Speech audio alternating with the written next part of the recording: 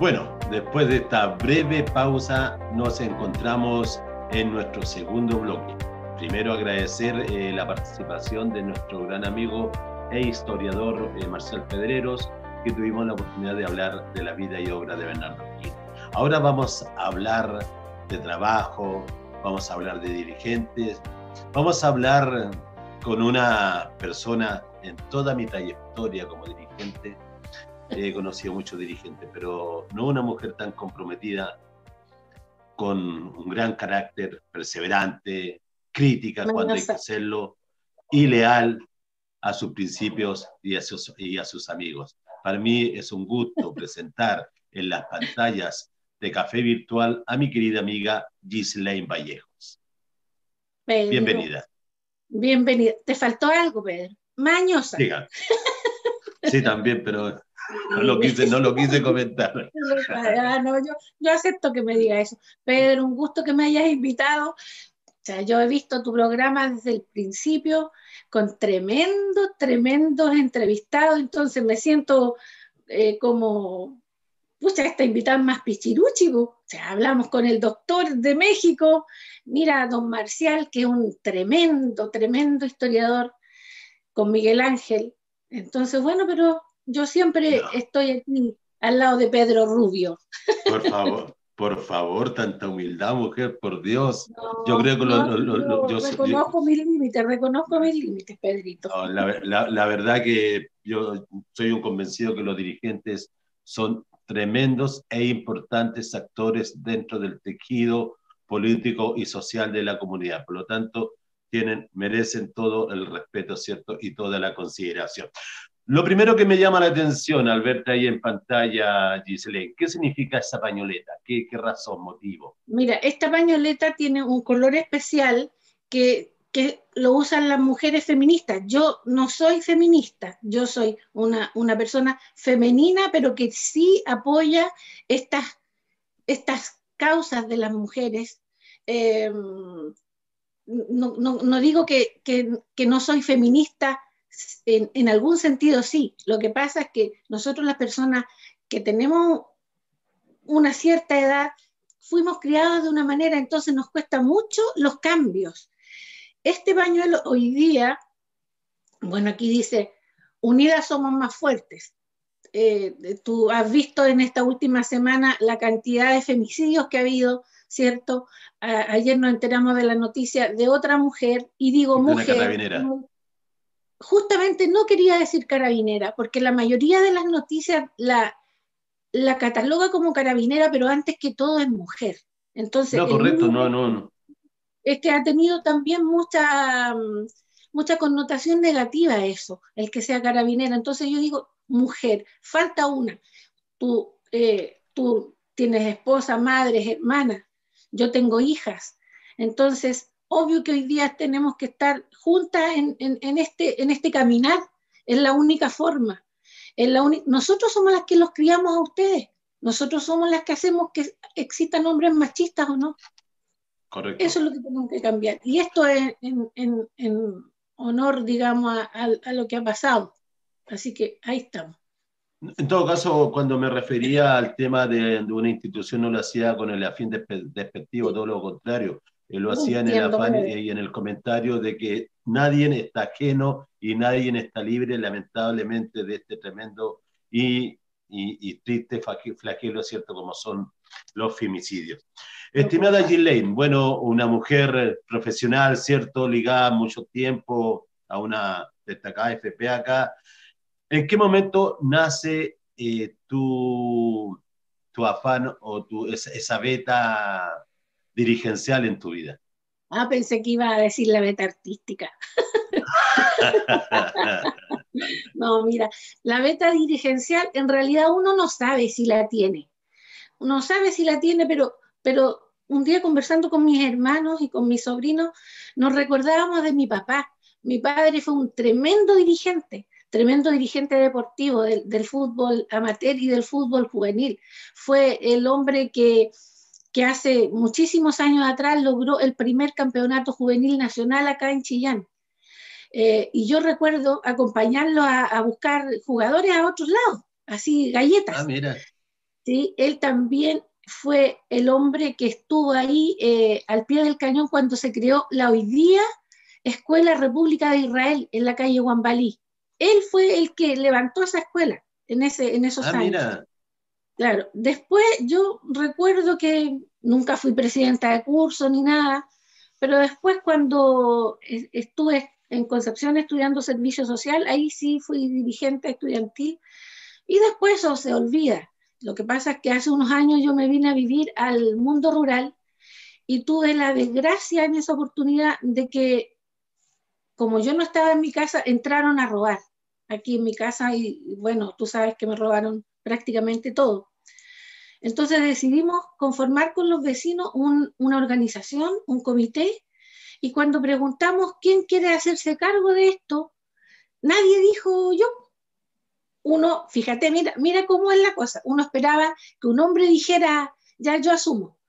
Como nadie contestó, yo dije, ya bueno, yo me hago cargo, y porque yo había sido la afectada también, y empezamos con esto, formamos un comité de adelanto que queda en el kilómetro 20, camino a Quinchamalí, en una localidad pequeña que se llama Huachupín, y en ese tiempo también la presidenta de la Junta de Vecinos de Huachupín nos vino a visitar para proponernos ser parte de un tema muy anhelado por ellos, que era el tema del agua potable. Así que ahí comenzamos, hicimos muchas cosas como comité en mi comunidad, arreglar el camino, luces, un portón eléctrico, etcétera, etcétera, etcétera. Pero de pronto yo empecé a asistir a las reuniones, ahí te conocí, en las reuniones, conocí tremendos dirigentes, tremendas mujeres dirigentes, y empecé a mirar a mi alrededor. Entonces, este mundo un poco idílico de venirse a vivir al campo cambió, porque si bien es cierto, yo estoy en un lugar privilegiado, gracias a Dios, yo si miro a mi alrededor puedo notar la pobreza, la desigualdad, más que nada la inequidad, la falta de interés de las autoridades en el mundo rural, porque no solamente yo conocí mi sector poniente, también me relacioné con dirigentes rurales de muchos otros sectores, el sector oriente, Camino a las Mariposas, y finalmente nos dimos cuenta que todos teníamos la misma problemática: el agua, los caminos, eh, la falta de oportunidades, la conectividad, en fin. Entonces yo empecé a mirar un poco más allá y un día dije, yo voy a querer participar con mayor intensidad el tema del agua. Y aquí estamos peleando por el agua, Huachupín, Coyihuay, y también me dediqué a hacer algo que a veces uno le critica a las autoridades, que es conocer mi sector. Yo conozco Caserío Linares, Mayoa, Huechupín, Guape, Santa Cruz de Cuca, Quinchamalí, Confluencia, Chonchoral, Cuca Centro, en fin, porque yo creo que cuando uno es dirigente social, rural, uno más que hablar tiene que conocer, tiene que accionar, pero para eso tú necesitas saber qué es lo que quieren las comunidades, qué es lo que quieren con las comunidades, qué queremos las comunidades. Conformamos también un grupo en que estamos insertos todos los presidentes del sector poniente, y ahí estamos siempre en contacto para ver qué cosas son las que tenemos que ir mejorando, cómo participamos, cómo buscamos, cómo gestionamos, porque finalmente, y tú lo sabes, es el dirigente el que finalmente le hace la pega a muchas autoridades. Efectivamente, mira, para ir ordenando un poco la conversación, primero me gustaría que me comentaras, bueno, tú actualmente eres la presidenta del Comité de Agua Potable Rural Huechupín Coyihuay, ¿cierto? Eso Así más es. o menos es un proyecto grande. ¿De cuántas conexiones más o menos estamos hablando para ese sector? Mira, estamos hablando de casi 300 conexiones. No somos el más grande. Tú sabes que don Mario Polidoris, para allá, para Claro, el sector de Quinto, efectivamente. tiene el APR más grande. Pero, sin embargo, acá nosotros empezamos con este proyecto en el 2013, cuando éramos región del Biobío, y mágicamente no sabemos cómo, porque nunca alguien relacionado con el tema, ya sea autoridad hidráulica o qué sé yo, no, nos dijo por qué ese proyecto había finalmente fracasado. Y de repente nos encontramos en el 2017 con un nuevo proyecto y con la misma cantidad de personas y más, porque ha llegado mucha gente a vivir acá. Entonces, nosotros tenemos este proyecto que pasó ahora a región de Ñuble. Seguimos en el 2017 Biobío, pero pasó a región de Ñuble con una cosa que para mí ha sido como deficiente, que, que empresas que no son del sector, me refiero que no son de la región, a veces se ganan estos proyectos porque la empresa que se ganó la licitación primera para el diseño era de Temuco. Entonces nos costaba muchísimo, muchísimo contactarnos, comunicarnos, porque si bien es cierto, eh, yo te digo sinceramente que los vecinos le hicimos la pega a esa empresa, todo. Las encuestas, el enrolamiento, todo, todo. Ellos, claro, sí hicieron las cosas que tenían que hacer, pero si hubiese sido una empresa chillaneja o una empresa de la región, yo creo que hubiera sido más fácil. Entonces tenemos este tema del agua potable, por ejemplo, en el sector los profesores, Camino a las Mariposas, que llevan 12 años peleando por el agua. Don Mario Polidori, 6 u 8 años. Nosotros igual del 2013, retomando el 2017. Entonces, bueno, vino hace poco el ministro de Obras Públicas y lo que más pidió es que se terminen los proyectos de APR y que se terminen también los proyectos de camino. Pero hoy día en la mañana yo leía que hubo una rebaja en los recursos para la región claro. del presupuesto, y espero que esa rebaja no nos vaya a afectar, porque nos pueden decir, bueno, producto de la pandemia, retrasamos el proyecto. La escasez de agua produce más pobreza. La gente aquí no puede tener un restaurante, por ejemplo, si quisiera. Eh, Nosotros recibimos 350 litros de agua semanal por persona. En tiempos de pandemia, bueno, siempre es insuficiente, pero en tiempos de pandemia, imagínate, lavado de manos, la gente que va a trabajar, que vuelve, que se tiene que bañar, imposible, imposible. Ñuble tiene sed, intendente, le dije, en tu programa, Ñuble tiene sed, y la autoridad hoy día está llamada a cumplir estos requerimientos. Estamos en el siglo XXI, estamos en el siglo XXI. Decíamos llamarnos los tigres o casi ya los leones de Sudamérica, y aquí estamos sin agua, sin agua. Comparto, mira, yo siempre he tenido el análisis en el sentido de pensar y creer, y creo que los hechos así dan la razón, que lamentablemente los sectores rurales son como el hijo no reconocido del Estado, digo yo, porque lamentablemente siempre estamos quedando postergados, postergados, postergados, y teniendo las mismas o quizás en algunas eventualidades mucho más necesidades que el mundo urbano. El tema del agua potable es un tremendo tema, el tema de la conectividad es otro tremendo tema, ¿cierto? Y así sumamos el tema de la educación. La verdad que el mundo rural es un sector cierto poblacional que lamentablemente eh, es una mochila que tienen, ¿cierto? La mochila del mundo rural es una mochila muy pesada y que muchas veces cuesta cargar. Con respecto a ese mismo tema, tú hacías comentarios, análisis dame un anteriormente. segundo, dame un segundo. Yo te voy a hacer una pregunta a ti, mira. Cuando uno habla del tema del municipio, entre sus políticas dice propender al desarrollo social homogéneo de todos los habitantes del territorio. Yo te pregunto, Pedro, ¿tú crees que es homogéneo? ¿Tú crees? Él, como lo acababa de comentar mi querida Gilles, lamentablemente la realidad en lo concreto no es así. Siempre tratamos de una u otra forma de beneficiar al mundo urbano y el mundo rural siempre queda postergado.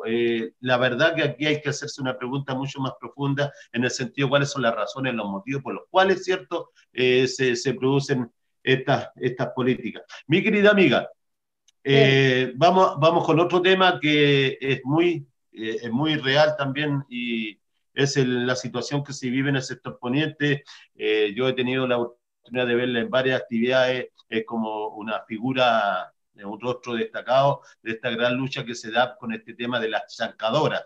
Me gustaría que le explicara a nuestros amigos cuál es esa gran demanda, cuáles son los motivos, ¿cierto? Y las circunstancias y las consecuencias, ¿cierto? De estas empresas. Mira, en realidad, eh, así como en Quintero también existe la llamada zona de sacrificio, ¿cierto? Nosotros también tenemos acá una zona de sacrificio y que ahora se está constituyendo más que nunca en una zona de sacrificio, que es el tema o de la localidad del Guape, que tú conoces muy bien, porque esta empresa extractora de áridos, cierto que participó con un proyecto que fue aprobado en noviembre del año pasado. Es que ya con la pandemia voy media perdida. Claro, del año pasado, que fue aprobado por unanimidad, ¿cierto? Un proyecto depredador, un proyecto que intervino aquí y lo vimos con nuestro Seremi de Desarrollo, del Medio Ambiente, interviene el cauce del río, que produce hoy día un destrozo de la ruta. En marzo terminaron, ¿cierto?, de arreglar el camino que tú me comentabas que fueron como 1.200 millones de pesos que se 1.200 invirtió millones, ahora. correcto. El 2014, 1.600 millones. Correcto. Y hoy día el camino está deteriorado porque los camiones que hoy día pasan por esta vía, lo hemos visto, son camiones que pesan entre camión y carga más o menos 45 toneladas. Correcto. Tenemos un camino de capa asfáltica, ¿cierto? Tenemos no solamente el camino, digamos, bueno, está la ruta, que es la única que conecta la zona, digamos, y donde tenemos al final del camino Quinchamalí, tenemos las alfareras nominadas el año pasado o el 2018 a Patrimonio de la Humanidad por la UNESCO. Hoy día, si tú a las 7:30 de la mañana sales al camino, te vas a encontrar con un tren de camiones. Creo que hoy día deben ser entre 100 y 150 camiones diarios. Ya. Un proyecto depredador, un proyecto que no consideró a los ciudadanos. No hubo participación ciudadana porque este proyecto entró silenciosamente y cuando nosotros nos enteramos, porque el ciudadano común y corriente no está todos los días revisando los proyectos, cuando nosotros nos enteramos ya estábamos fuera del plazo para hacer la participación ciudadana. Y ahí tiene mucha importancia el municipio, porque has de saber que el municipio tiene la obligación de todos los meses publicar en un lugar público todos los proyectos que se están realizando en ese mes. El municipio no avisó, es más, cuando el Servicio de Evaluación Ambiental invita a los organismos a participar de estos proyectos para que digan su opinión respecto de salud, respecto de transporte, invita al municipio también a participar. El municipio no presentó ninguna observación, ninguna. Cuando tú mismo estuviste presente con nosotros en el consejo, el alcalde se sorprendió del proyecto. Y finalmente este proyecto fue aprobado por unanimidad el año pasado y algo insólito. Durante 3 años, la región del Biobío, el CEA Biobío, estudió este proyecto y cuando vino a la votación recomendó rechazar en su totalidad el proyecto. Y el CEA Ñuble, que lo había visto 6 u 8 meses solamente, recomienda aprobar el proyecto. Pero lo más insólito de eso no es eso. Lo más insólito es que la directora del CEA, que recomienda aprobar el proyecto, junto con el Seremi de Medio Ambiente, son los únicos que votan en contra. O sea, ellos recomiendan aprobar el proyecto, pero las más altas autoridades medioambientales votan en contra. Ghislaine, con respecto a ese mismo tema, ¿qué opinas tú que habiendo un proyecto de las mismas características, ¿cierto? Como es el del río Itata, ¿cierto? Ese proyecto, teniendo las mismas características de este proyecto de Guape, ese fue rechazado y este fue aprobado. ¿Cuál crees tú que fue digamos, cuál fue la razón por la cual o cuál fue el criterio, según tú, que por qué este sí y por qué este no en exactamente las mismas condiciones? Yo tengo que hacer una salvedad en que el proyecto de Itata logró afortunadamente, porque igual nosotros hicimos muchos boches y ahí tienen una tremenda dirigente, una tremenda mujer, que es la Mary Landeros, que le mando un saludo. Ellos lograron realizar la participación ciudadana que le costó el puesto al jefe del CEA, al director del CEA acá en la región, aunque digan que no. Ellos lograron tener la participación ciudadana. También hubo mucha ayuda de nuestro asesor Braulio Sire, Angélica también, Angélica Cueva, abogada, que estuvieron participando. Pero así como el otro día en una entrevista, un abogado medioambientalista que nosotros lo conocemos muy bien, Ricardo Fres, dijo que el problema de los proyectos en general, de los grandes proyectos, es cuando se involucra la política partidista. Si nosotros hacemos un análisis, el proyecto de Itata, alegrándome enormemente, o sea, no quiero que hagamos... Comparto esa alegría plenamente, ¿no? En ese sentido, eso no está en discusión. Forma. Claro. Sí, porque también siento un precedente para todo el país que este proyecto sea rechazado, pero alegrándome enormemente de eso, las mismas autoridades que votaron por el proyecto de Itata, todas las autoridades que votaron rechazando el proyecto Itata, que es 300 veces menor que el nuestro, 300 veces menor que el nuestro, votaron rechazando el proyecto y acá votaron aprobándolo, exceptuando el Ceremi de Medio Ambiente y la directora del CEA, y yo sinceramente creo que es por un tema político nomás, porque nosotros si pensamos quiénes son los dueños de esta tremenda empresa, ¿cierto? Arenex, Cementos Bio Bio, Hernán Briones padre fue el fundador de valga la redundancia, Fundación Pinochet, el proyecto de Itata DC, ANINAT. Yo sé que a lo mejor pueden decir que no, pero es de perogrullo sentir que se aprueba un proyecto cuando aquí en junio, mientras nosotros luchábamos para que este no se instalara, silenciosamente crece otro proyecto que ya está instalado acá, que es la empresa extractora de áridos Maggi, que va a extraer más de 500.000 metros cúbicos y que en su proyecto de mitigación ofrece la cantidad cercana a 50 millones para el recambio de calefactores en Chillán, a pellet. Y sin embargo, en esta localidad donde hay 100 familias, nunca, o sea, la mitigación tiene que hacerla acá. Obviamente. Como el tema de las cajas, por ejemplo. Una empresa con tantos recursos, ambas, podrían haber dicho, son 100 familias, 100 cajas, para vincularse con sus comunidades. Aquí hay cero vinculación con la comunidad.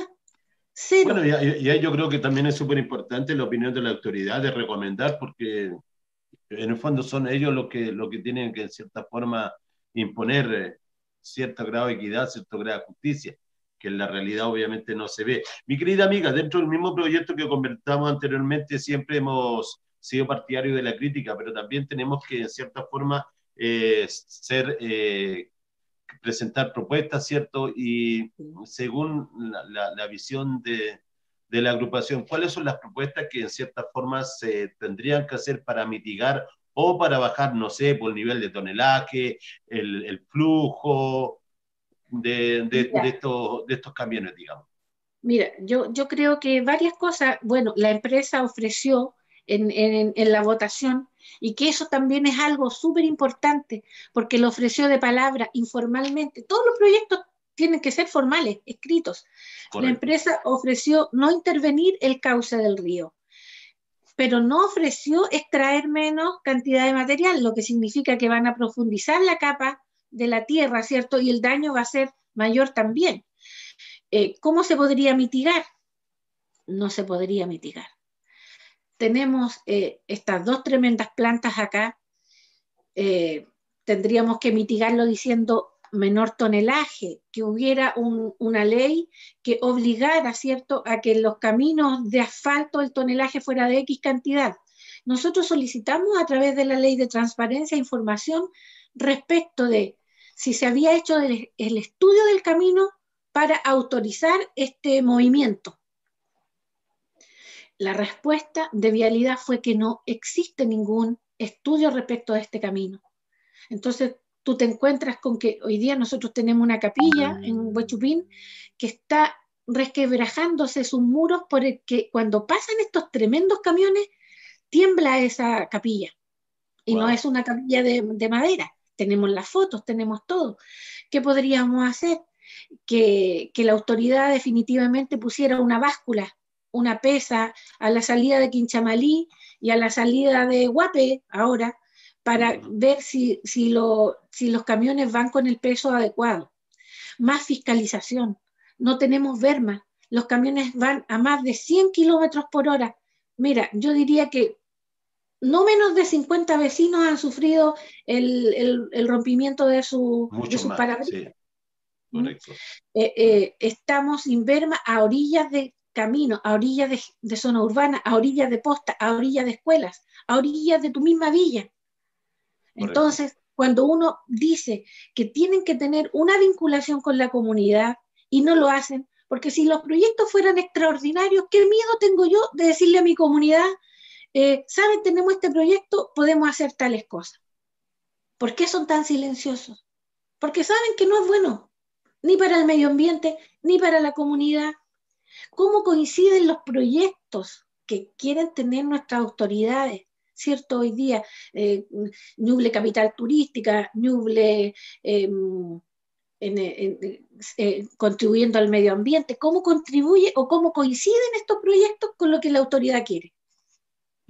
Giselle, mira, dentro de lo mismo y aprovechando lo que tú planteas, el tema de la autoridad, que aquí tiene un papel predominante, ¿cierto? Bueno, en abril del próximo año se van a realizar las elecciones municipales. Desde tu visión, desde tu opinión como dirigente social, ¿cierto? Y por tu tremenda trayectoria y tus conocimientos, ¿cuál crees tú que debería ser el perfil que deberían tener nuestras futuras autoridades comunales? Llámese alcalde y llámese concejales. Mira, yo creo que primero debe ser gente que no haya estado en el cargo antes, que parta de cero, porque yo creo que la comunidad, no solo la chillaneja, a nivel nacional, requiere un cambio, requiere gente nueva, requiere gente principalmente honesta. Mira, se ha visto, y te lo comentaba yo, muchos iluminados hoy día en las redes sociales creyendo ser los salvadores del mundo rural y participando en diversas actividades, especialmente en ollas comunes, tomando estas banderas de lucha, pero yo nunca en 10 años los he visto cerca acá, nunca. Es como si yo le preguntara, y con todo el cariño y respeto que le tengo al alcalde, cuántas veces, por ejemplo, ha venido a Huechupín en sus 4 años, últimos 4 años, últimos. Entonces la gente habla incluso de los caminos, muchos concejales hablan de los caminos rurales y no tienen idea de lo que pasa en el mundo rural. Yo nunca he visto un concejal acá, puede que haya venido alguna vez, excepto esa vez que, ¿te acuerdas cuando hicimos la reunión en Quinchamalí con todos los concejales? Correcto. Justamente por el proyecto de las chancadoras? Entonces, yo creo que se habla mucho, pero se hace poco. Por lo tanto, necesitamos personas honestas, gestionadoras, eficaces. Y como decía Arjona, aunque a mí no me gusta mucho Arjona, el verbo es acción, accionar. Porque nosotros tenemos esperanza de tener una mejor calidad de vida. Tenemos esperanza en que todo lo que pasó en octubre, producto de la desesperanza y la frustración de la gente, no se vuelva a repetir. Y eso, Correcto. ¿de quién es culpa? De las autoridades. Mira, ahora mismo, cuando uno ve la entrega de cajas, la entrega Mira, de cajas.